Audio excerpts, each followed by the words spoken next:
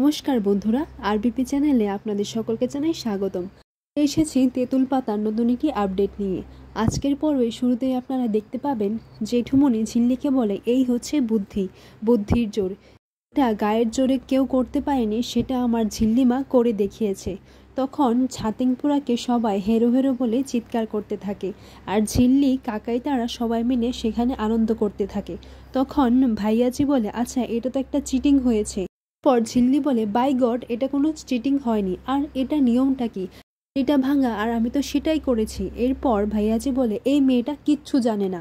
পর অঞ্জু পিসি বলে কিরে ছোটদা, তুই কিছু বলবি না? আর বড়দাকেও গিয়ে বলে আচ্ছা বড়দা, তুমি কিছু বলবে না? পর কাকাই ভাইয়াজির সামনে গিয়ে বলে আরে শিমুলপুরার সামনে এই ছাতিংপুরা না একদম পুরো বাচ্চা খুকো। তখন রানা বলে এইসব কি করছো তোমরা? और बड़ो जेमा बोले अच्छा हम क्या बोलता है अभी ये सब रहने दो, ठीक है। তখন ঝিল্লি বলে কেন থাকবে, আমরা তো জিতেছি আর আমরা তো এটা আনন্দ করবই। পর ঋষি মা বলে আচ্ছা ঠাকুরজি, তুমি এদেরকে গিয়ে একটু সামলাও না গো। এরপর অঞ্জু পিসি বলে কাকে সামলাবো, বড়দার ছোদার তো এইদিকে তাতিয়ে যাচ্ছে, ওদেরকে তারা রাখবে না। এরপর এদিকে কাকাই বলে জানো ঝিল্লি, ওদেরকে না আমরা এইবারে সরস্বতী পুজোতেও হারিয়েছি, আর গতবার তো দুর্গা পুজোয়ও হারিয়েছি। পর দেখা যায় রানার মা অঞ্জু পিসিকে বলে আচ্ছা তুমি ইস সবকো থামাও না, হামকা और नहीं ভালো লাগতা। তখন রানা বলে আর কেন ভালো লাগছে না তোমাদের, তোমাদের তো আনন্দেই হচ্ছে। পর দেখা যায় এদিকে জেঠুমনি সবাইকে চুপ থাকতে বলছে, তখন কেউই আর চুপ থাকছে না। তখন অঞ্জু পিসি সবার সামনে চিৎকার করে বলে আরে সবাই একটু থামুন।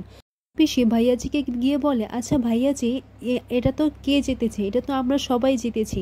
তখন ঝিল্লি বলে এটাই তো সিরিয়াল পিসি, আমরা তো কখন থেকেই বলছি যে আমরা জিতেছি, এতে আবার নতুন কি কথা। তখন ঝিল্লিকে বলে তুমি একটু চুপ থাকবে। পর এদিকে অঞ্জু পিসি পুরো ব্যাপারটা ম্যানেজ করার চেষ্টা করে। তখন অঞ্জু পিসি খেয়ালিকে বলে আচ্ছা খেয়ালি, এটা তো তোমারই জিত হয়েছে, দেখো তোমার আর ঋষির যখন বিয়েটা হয়ে যাবে তখন এটা তো তোমার শ্বশুর বাড়ি, তাহলে এটা হচ্ছে তোমার শ্বশুর বাড়ি আর সেটা হলো বাপের বাড়ি, তার মানে দুজনেই তো জিত হলো। তখন খেয়ালি বলে রাইটস, ইউ আর রাইটস, তার মানে পাপাস, এটা তো আমি জিতেছি, নো শ্বশুর বাড়িস নো বাপের বাড়িস, অনলি আই উইন্স। ওর ভাইয়াজি সেখান থেকে প্রসাদ না খেয়ে সেখান থেকে চলে যায়, এবং চলে যাওয়ার আগে ঝিল্লির দিকে তাকিয়ে মনে মনে এটাই বলতে লাগে যে এই মেয়েটাকে তো আমি দেখে নেব, একে আমি শাস্তি দিয়ে ছাড়বো। এরপর ভাইয়াজি যাওয়ার পর অঞ্জু পিসি ঝিল্লিকে বকাবকি করতে লাগে। ঝিল্লিকে বলে তুমি এই শিমুলপুরা গ্রামে কবে থেকে এসেছো, আর কী বা জানো, আর ভাইয়াজির বিষয়ে জানো তুমি, ওনার পাওয়ার কত আছে সেটা তুমি জানো? আর ঋষির বিয়েটা যদি হয় তাহলে এই তেঁতুল পাতার কতটা লাভ হবে কি ক্ষতি হবে সেটা তুমি জানো না? তুমি কি জানো, তুমি শুধু জানো বগর বগর করে কথা বলতে। এরপর ঝিল্লি বলে আমি তো শুধু চেয়েছিলাম যে আমাদের পরিবারটাই জিতুক, আসলে আমার তো কোনো পরিবার নেই, এখানে এসে আমি একটা পরিবার পেয়েছি। তখন ঋষির মা বলে আচ্ছা এই মেয়ে শোনো, তোমার জন্য যদি আমার ছেলেকে এইসব ভোগ করতে হয় না, তাহলে আমি কিন্তু তোমাকে ছেড়ে কথা বলবো না। এরপর সবাই সেখান থেকে চলে যায়। এরপর ঝিল্লি এইসব কথা মনে করে তার মনটা খারাপ হয়ে যায়। রিঙ্কি এসে ঝিল্লিকে বলে আচ্ছা এটা কি হচ্ছে বলো তো, এটা তো ঝিল্লি রায়চৌধুরীর স্টাইল নয়। ওর জেঠুমনি ঝিল্লিকে বলে দেখ মা, আমার নাম কিন্তু বিপ্লব, কিন্তু আমি বড় হওয়াতে সবসময় বিপ্লব করতে পারি না, তাই আজ থেকে আমি নামটা তোকে ধার দিলাম, এই নামটা আজ থেকে তোর, তেঁতুল পাতার হয়ে তুই বিপ্লবী করবি।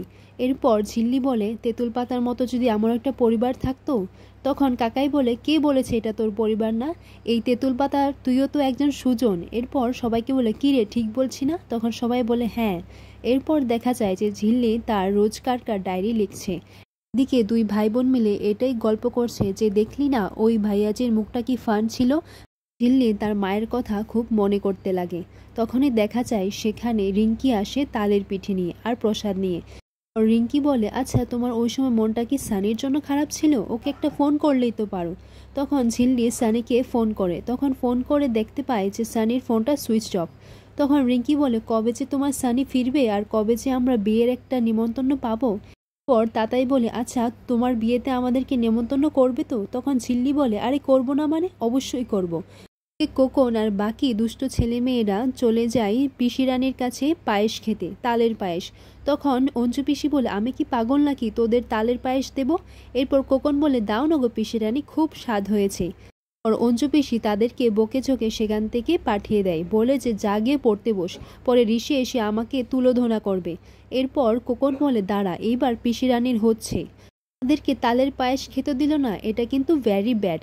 দেখা যায় বাচ্চারা পিসিরানীকে সাহিস্তা করতে তারা দুষ্টুমি করে। বাচ্চারা একটা ফিতে নিয়ে পিসিরানীর বেনুনিতে বেঁধে দেয়। সেই ফিতেটা বেঁধে দেয় একটা পিলারে। তখন দেখা যায় সেখানে ঝিল্লি, রিঙ্কি আর বাকিরাও চলে আসে। ঝিল্লি এটা দেখে অবাক হয়ে যায়, আর ঝিল্লি দেখে যে এই ফিতেটা পিসিরানীর বেনুনিতে বাঁধা আছে। ঝিল্লি বলে, এটা কি করেছিস? তখন রিঙ্কি এসে বলে, সর্বনাশ, আজকে তো বাড়িতে একটা কুরুক্ষেত্র যুদ্ধ বাঁধবেই, এবার কি হবে? পেরেছে। এরপর দেখা যায় অঞ্জু পিসি সেখান থেকে উঠে পড়ে। অঞ্জু পিসি উঠে যেইমাত্র চলা শুরু করেছে তখনই তার বেনুনিটা টানা পড়ে, আর তখনই অঞ্জু পিসি চিৎকার করে ওঠে। আর এইদিকে ঝিল্লি পিসিকে ইমাজিনেশন করতে থাকে যে অঞ্জু পিসির বেনুনি উপরে উঠে আছে। তখন ঝিল্লি বলে, ঝিল্লি, তুমি অঞ্জু পিসিকে ইমাজিনও করে ফেলেছো? আর এই ভাবনাটা ভেবে ঝিল্লি মনে মনে হাসতে লাগে। পর ঝিল্লি বলে, অঞ্জু পিসির বেনুনি উঠেছে টঙ্গেই। আর আজকের পর্বটি এখানেই শেষ হয়।